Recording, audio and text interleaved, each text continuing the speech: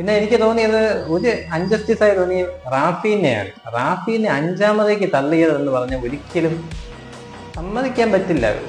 ഡെംബലയ്ക്കൊപ്പം തന്നെ എന്താ പറയാ, ഈ ഒരു ബാലൻഡോർ അർഹിക്കുന്ന ഒരു പ്ലെയറാണ് റാഫീനെ.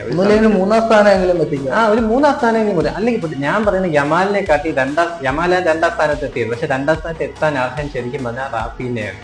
യമാലിനെ 3ാമത് വയ്ക്കാൻ മനസ്സിലായില്ല. കാരണം റാഫീൻ അത്രയ്ക്ക് കിട്ടുന്ന സീസണാണ് റാഫീനേക്ക് ഈ ഒരു വർഷം. ഇതിൽ കൂടുതൽ ആളൊന്നും ചെയ്യാനില്ല. ട്രോഫികൾക്ക് ആവശ്യത്തിന് ട്രോഫിയുണ്ട്, 3 ട്രോഫികളുണ്ട്. ചാമ്പ്യൻസ് ലീഗ് മാത്രം കിട്ടിയില്ലെന്നേ ഉള്ളൂ. എന്നിട്ട് പോലും എന്താ പറയാ, റാഫീനെ 5ാമതേക്ക് തള്ളി.